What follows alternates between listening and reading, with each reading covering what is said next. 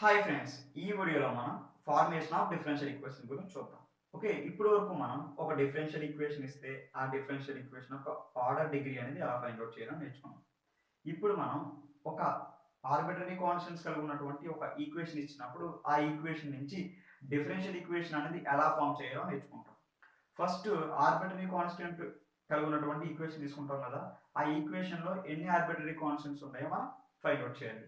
Okay, ఎన్నైతే arbitrary constants ఉన్నాయో అన్ని టైమ్స్ ఆ ఈక్వేషన్ ని డిఫరెన్షియేషన్ చేయాలి. డిఫరెన్షియేషన్ చేసిన తర్వాత మనకి వచ్చిన ఈక్వేషన్స్ ఉంటాయి కదా, ఆ ఈక్వేషన్ లోంచి ఆ ఆర్బిటరీ కాన్స్టెంట్స్ ఎలిమినేట్ చేయాలి.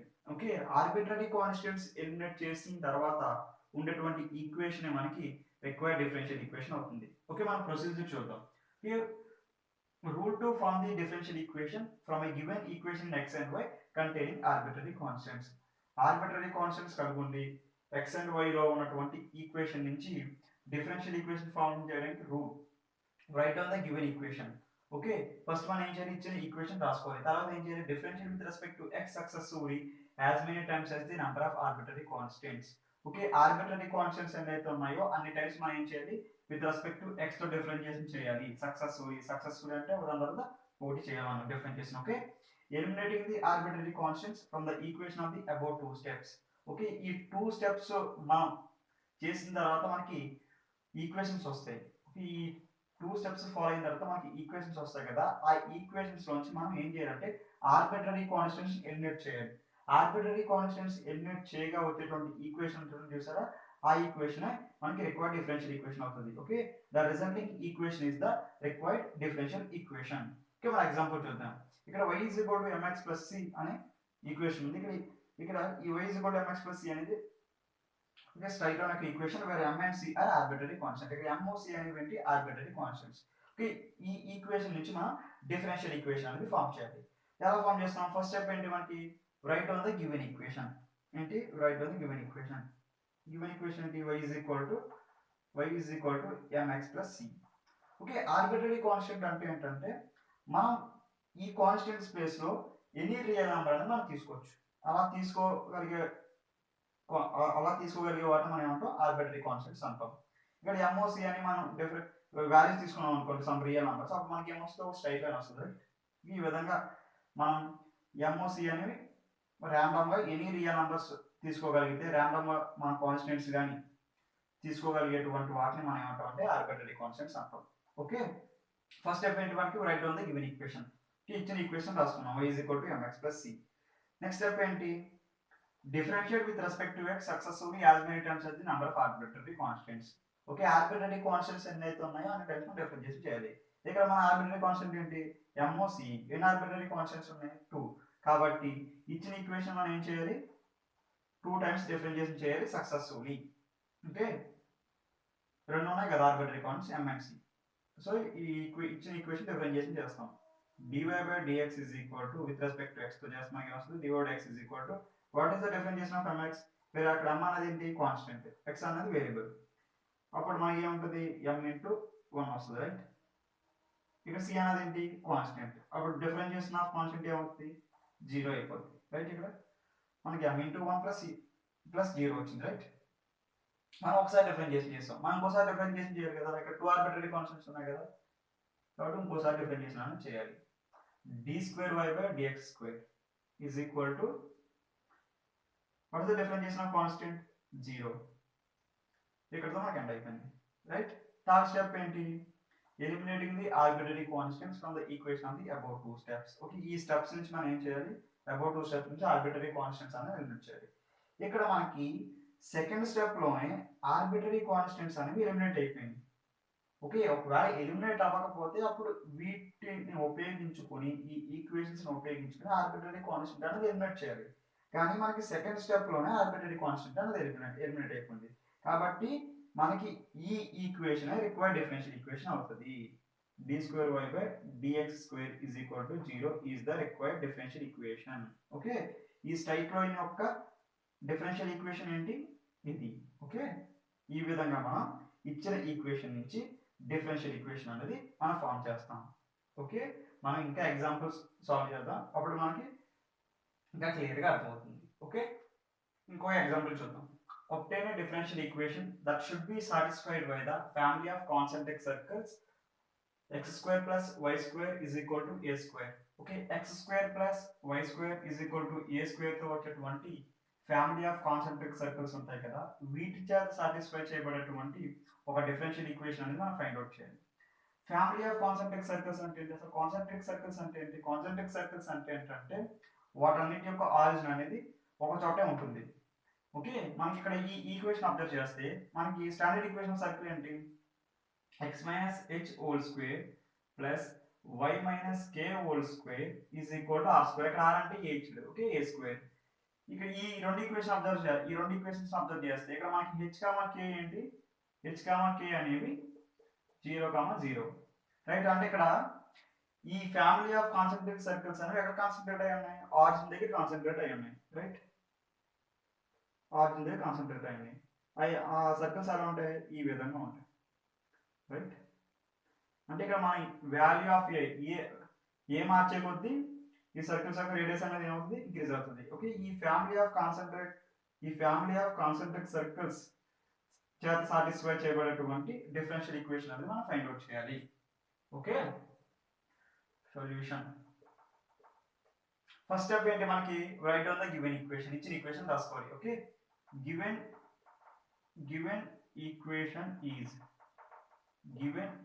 is x square plus y square is equal to a square. Next step ఏంటి? Differentiate with respect to x successively as many times as the number of arbitrary constants. Okay, arbitrary constants ఎన్నైతే ఉన్నాయో అన్ని times మనం differentiation చేయాలి. ఇందులో arbitrary constants ఎన్ని ఉన్నాయి? Arbitrary constant అనేది ఒకటే ఉంది, రైట్. ఇక్కడ మనం ఏ వాల్యూ మార్చకపోతే ఏమవుతుంది? సర్కిల్స్ యొక్క రేడియస్ అనేది ఇంక్రీజ్ అవుతుంది, రైట్. అంటే ఇక్కడ ఏ అనేది ఆర్బిటరీ కాన్స్టెంట్ అవుతుంది. నేను ఉన్నాయి ఒకటే ఉంది కాబట్టి మన ఈక్వేషన్ అన్ని ఒకసారి డిఫరెన్షియేషన్ చేయాలి. ఓకే, డిఫరెన్షియేట్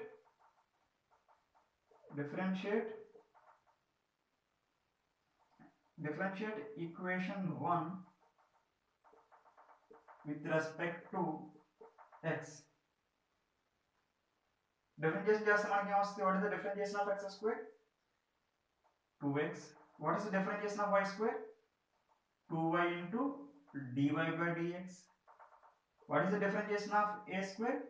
ఇక్కడ a అంటే ఏంటి? కాన్స్టెంట్ కాబట్టి అప్పుడు a స్క్వేర్ కూడా ఏమవుతుంది? కాన్స్టెంట్ అవుతుంది. కాబట్టి what is the differentiation of a square? 0. Okay, మనం ఒకసారి డిఫరెన్షియేషన్ చేయాలి కాబట్టి చేస్తాం. మన థర్డ్ స్టెప్ ఏంటి? Eliminate the arbitrary constants. Arbitrary constant eliminate చేయాలి. కానీ మనకి సెకండ్ స్టెప్ లోనే ఏమైంది? ఆర్బిటరీ కాన్స్టెంట్ అనేది ఎలిమినేట్ అయిపోయింది. కాబట్టి మనకి రిక్వైర్డ్ డిఫరెన్షియల్ ఈక్వేషన్ అనేది ఏమవుతుంది? ఇదే మనకి రిక్వైర్డ్ డిఫరెన్షియల్ ఈక్వేషన్ అది అవుతుంది. ఓకే, దీన్ని సింప్లిఫై చేద్దాం. సింప్లిఫై చేయడానికి ఇక్కడ ఏం చేస్తాం? 2 ఉంది కదా, ఈ 2 క్యాన్సిల్ చేస్తాం. అప్పుడు x plus y into dy by dx వస్తుంది, విచ్ ఇస్ ఈక్వల్ టు 0. ఇదే మనకి రిక్వైర్డ్ డిఫరెన్షియల్ ఈక్వేషన్ అవుతుంది. Okay, which is the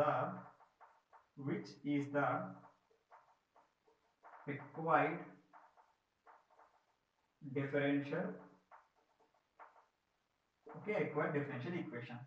okay, మనకి ఒక విషయం ఏంటంటే ఆర్బిటరీ కాన్స్టెంట్ కి order of a differential equation కి రిలేషన్ ఉంది. ఏంటంటే ఒక ఇచ్చిన ఈక్వేషన్ లో ఎన్నైతే ఆర్బిటరీ కాన్స్టెంట్స్ ఉంటాయో, ఓకే, వాటి సంఖ్యను బట్టి మనకి ఆర్డర్ అనేది డిపెండ్ అయి ఉంటుంది. ఫర్ ఎగ్జాంపుల్, మనకి ఒక ఈక్వేషన్ లో 3 ఆర్బిటరీ కాన్స్టెంట్స్ ఉన్నాయనుకోండి, అప్పుడు మనకి వచ్చేటువంటి డిఫరెన్షియల్ ఈక్వేషన్ యొక్క ఆర్డర్ అనేది 3 అవుతుంది. ఒకవేళ n ఆర్బిటరీ కాన్స్టెంట్స్ ఉంటే మనకి ఎంత డిగ్రీ డిఫరెన్షియల్ ఈక్వేషన్ అనేది వస్తుంది. మనకి ఈ ఇచ్చిన ఈక్వేషన్ లో ఎన్ని ఆర్బిటరీ కాన్స్టెంట్స్ ఉన్నాయి? ఒకటే ఆర్బిటరీ కాన్స్టెంట్ ఉంది, అదేంటి? అప్పుడు మనకి ఈ ఈక్వేషన్ ఉపయోగించుకుని ఫామ్ చేసినటువంటి డిఫరెన్షియల్ ఈక్వేషన్ యొక్క ఆర్డర్ అనేది ఏమవుతుంది? ఆర్డర్ అనేది 1 అవుతుంది. ఓకే, ఇందులో మనం హైయెస్ట్ ఆర్డర్ డెరివేటివ్ ఏంటి? dy by dx. కాబట్టి ఈ డిఫరెన్షియల్ ఈక్వేషన్ యొక్క ఆర్డర్ ఏంటి? 1. మనకి ప్రీవియస్ ఎగ్జాంపుల్ లో y is equal to mx plus c. Okay, ఇక్కడ మనకు ఒక స్ట్రైట్ లైన్ ఉంది, family of straight lines. Okay, ఈ family of straight lines satisfy చేయబడేటువంటి డిఫరెన్షియల్ ఈక్వేషన్ ఏంటి? d square y by dx square. Okay, ఈ equation ఏంటి? ఫ్యామిలీ ఆఫ్ స్ట్రైట్ లైన్స్ యొక్క ఈక్వేషన్, రైట్. వీటి యొక్క డిఫరెన్షియల్ ఈక్వేషన్ ఏంటి? d square y by dx square is equal to 0. మనకి ఇందులో ఎన్ని ఆర్బిటరీ కాన్స్టెంట్స్ ఉన్నాయి, ఇందులో మనకి 2 ఆర్బిటరీ కాన్స్టెంట్స్ ఉన్నాయి. అవేంటి m g ఇంకోటి c. 2 ఆర్బిటరీ కాన్స్టెంట్స్ ఉన్నాయి కాబట్టి మనకి సెకండ్ ఆర్డర్ డిఫరెన్షియల్ ఈక్వేషన్ అనేది వచ్చింది. ఓకే, ఈ విధంగా ఆర్బిటరీ కాన్స్టెంట్, ఓకే, ఈ విధంగా ఆర్బిటరీ కాన్స్టెంట్ బట్టి డిఫరెన్షియల్ ఈక్వేషన్ యొక్క ఆర్డర్ అనేది డిపెండ్ అవుతుంది. ఓకే, ఇంకో ఎగ్జాంపుల్ చూద్దాం, ఇంకో problem solve. Find the differential equation of the system of circles touching the y axis at the origin. Okay, origin దగ్గర y యాక్సిస్ ని టచ్ చేసేటువంటి సిస్టమ్ ఆఫ్ సర్కిల్స్ యొక్క డిఫరెన్షియల్ ఈక్వేషన్ అనేది మనం ఫైండ్ అవుట్ చేయాలి. Okay, ఇక్కడ మనకి యాక్చువల్గా ఈక్వేషన్ అనేది ఇవ్వలేదు. ఏంటి, సర్కిల్స్ యొక్క ఓకే y యాక్సిస్ ని ఆరిజిన్ దగ్గర టచ్ చేసేటువంటి ఈక్వేషన్ అనేది మనకి ఇచ్చి డిఫరెన్షియల్ ఈక్వేషన్ అనేది ఫైండ్ అవుట్ చేయలేదు. ఇక్కడ జస్ట్ స్టేట్మెంట్ ఇచ్చాడు, మనం ఇప్పుడు ఆ ఈక్వేషన్ ఫైండ్ అవుట్ చేయాలి. ఆ ఈక్వేషన్ ఫైండ్ అవుట్ చేసిన తర్వాత ఆ ఈక్వేషన్ లో ఎన్నైతే ఆర్బిటరీ కాన్స్టెంట్స్ ఉన్నాయో అన్ని టైమ్స్ మనం డిఫరెన్షియేషన్ చేసి అప్పుడు మనం డిఫరెన్షియల్ ఈక్వేషన్ మనం ఫైండ్ అవుట్ చేస్తాం. ఇప్పుడు ఫస్ట్ మనం ఏం చేయాలి, y యాక్సిస్ ని ఆరిజిన్ దగ్గర టచ్ చేసేటువంటి సిస్టమ్ ఆఫ్ సర్కిల్స్ యొక్క ఈక్వేషన్ అనేది ఫైండ్ అవుట్ చేయాలి. ఓకే, y యాక్సిస్ ని ఆరిజిన్ దగ్గర టచ్ చేసేటువంటి సర్కిల్స్ ఏంటి మనకి, ఓకే, ఈ సర్కిల్స్. ఓకే, ఈ సర్కిల్స్ ఏం చేస్తాయి, y యాక్సిస్ ని ఆరిజిన్ దగ్గర టచ్ చేస్తాయి. ఒకవేళ నేను ఇలా డ్రా చేశాను అనుకోండి, అక్కడ y యాక్సిస్ ని ఆరిజిన్ దగ్గర టచ్ చేస్తాయా, ఇలా డ్రా చేస్తాయి, ఆరిజిన్ దగ్గర టచ్ చేస్తాయా, ఇక్కడ టచ్ చేస్తుంది, ఇక్కడ కూడా టచ్ చేస్తుంది, అంటే రెండు చోట్ల టచ్ చేస్తుంది. కాబట్టి అది మనకి system of circles touching the y axis. Okay, అందులోకి రాదు. ఓకే, అలాగే మనకి ఈ సైడ్ తీసుకుంటే ఈ సర్కిల్స్ కూడా ఏంటి, system of circles touching y axis, ఇంకా అందులోకి వస్తుంది. అంటే ఇవన్నీ కూడా ఎక్కడ టచ్ చేస్తున్నాయి, y యాక్సిస్ ని ఆరిజిన్ దగ్గర టచ్ చేస్తున్నట్టు, y యాక్సిస్ ని ఆరిజిన్ దగ్గర టచ్ చేస్తున్నాయి, y యాక్సిస్ ని ఆరిజిన్ దగ్గర టచ్ చేస్తున్నాయి. ఇప్పుడు ఈ సిస్టమ్ ఆఫ్ సర్కిల్స్ యొక్క ఈక్వేషన్ అనేది మనం ఫైండ్ అవుట్ చేయాలి. ఈ సిస్టమ్ ఆఫ్ సర్కిల్స్ యొక్క ఈక్వేషన్ ఏమవుతుంది మనకి, ఫస్ట్ మనం స్టాండర్డ్ ఈక్వేషన్ ఆఫ్ సర్కిల్ రాద్దాం. What is the standard equation of circle,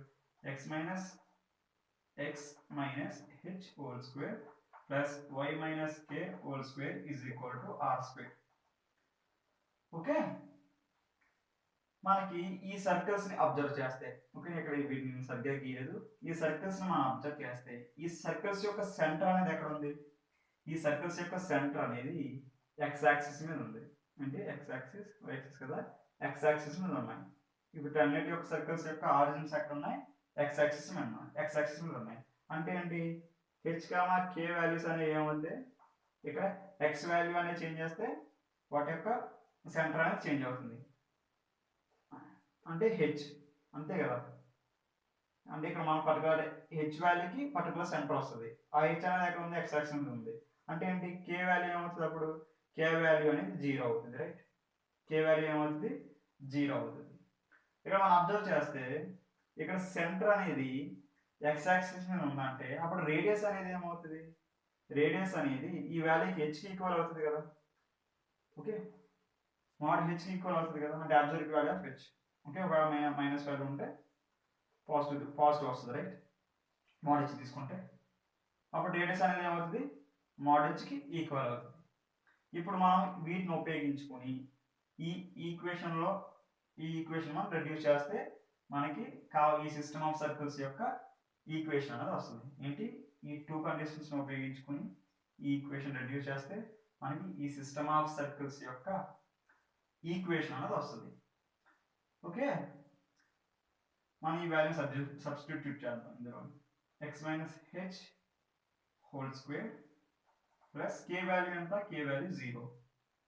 so 0 అంటే మనకి y స్క్వేర్ ఉంటుంది.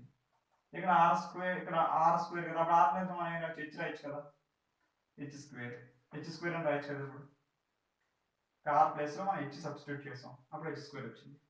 దీన్ని ఇంకా సింప్లిఫై చేస్తే మనకి ఏమొస్తుంది, ఇక్కడ మనకి x స్క్వేర్ ఉంటుంది, 2xh ప్లస్ h స్క్వేర్, దీన్ని ఎక్స్పాండ్ చేస్తే మనకి ఇది వచ్చింది, plus y square is equal to h square. ఈ h స్క్వేర్ పోతాయి, మనకి అప్పుడు ఏముంటుంది, x square minus 2xh plus y square ఉంటుంది. Is equal to 0. ఓకే, మనకి ఈ సిస్టమ్ ఆఫ్ సర్కిల్స్ యొక్క ఈక్వేషన్ ఏంటి? ఈ ఈక్వేషన్. ఇప్పుడు ఈ ఈక్వేషన్ ఉపయోగించుకొని మనం డిఫరెన్షియల్ ఈక్వేషన్ అనేది ఫైండ్ అవుట్ చేయాలి. ఓకే, ఈ ఈక్వేషన్ ఉపయోగించుకొని డిఫరెన్షియల్ ఈక్వేషన్ అనేది ఫైండ్ అవుట్ చేయాలి.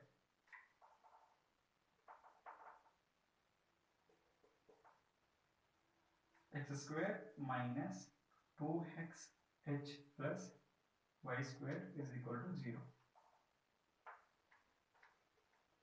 ఇప్పుడు ఈ ఈక్వేషన్ లో ఫస్ట్ మనం ఏం చేయాలి? ఇచ్చిన ఈక్వేషన్ రాసుకోవాలి కదా. Given equation is x square minus 2xh plus y square is equal to 0. Okay, ఇప్పుడు ఈ ఈక్వేషన్ లో ఎన్ని ఆర్బిట్రరీ కాన్స్టెంట్స్ ఉన్నాయి? h ఒకటి ఆర్బిట్రరీ కాన్స్టెంట్స్ ఉంది. ఇక్కడ h మార్చే కొద్ది మనకి ఏమవుతుంది? సెంటర్ అనేది మారుతుంది. సెంటర్ మారితే మనకి డిఫరెంట్ సర్కిల్స్ అనేవి వస్తాయి. ఈ సర్కిల్స్ వస్తాయి ఆ విధంగా. ఓకే, ఈ ఫ్యామిలీ ఆఫ్ సర్కిల్స్ యొక్క డిఫరెన్షియల్ ఈక్వేషన్ మనం ఫైండ్ అవుట్ చేయాలి. రైట్, ఎన్ని ఆర్బిట్రరీ కాన్స్టెంట్స్ ఉన్నాయి? ఒకటే ఉంది h. కాబట్టి మనం ఎన్నిసార్లు డిఫరెన్షియేషన్ చేయాలి? ఒకసారి డిఫరెన్షియేషన్ చేయాలి. Differentiating equation 1 with respect to x, we get what is the differentiation of x square? 2x. What is the differentiation of 2xh? 2h. Right, what is the differentiation of y square? 2y into dy by dx is equal to 0. Right, మన first step అయిపోయింది. Second step అయిపోయింది. Third step ఏంటి? Arbitrary constant అనేది eliminate చేయాలి. ఇక్కడ second step arbitrary constant అనేది eliminate అయిపోయిందా? అంటే రిమూవ్ అయిపోయిందా? లేదు కదా. ఇప్పుడు మనం ఏం చేయాలి? దీని సెకండ్ ఈక్వేషన్ అనుకుందాం. ఈ టూ ఈక్వేషన్స్ ని ఉపయోగించుకొని మనం ఆర్బిటరీ కాన్స్టెంట్ ని ఎలిమినేట్ చేయాలి. ఆర్బిటరీ కాన్స్టెంట్ ని ఎలిమినేట్ చేయడానికి ఏం చేస్తానంటే నేను ఈ ఈక్వేషన్ ని x తో మల్టిప్లై చేస్తాను. x తో మల్టిప్లై చేస్తే ఏమొస్తుంది? Multiplying equation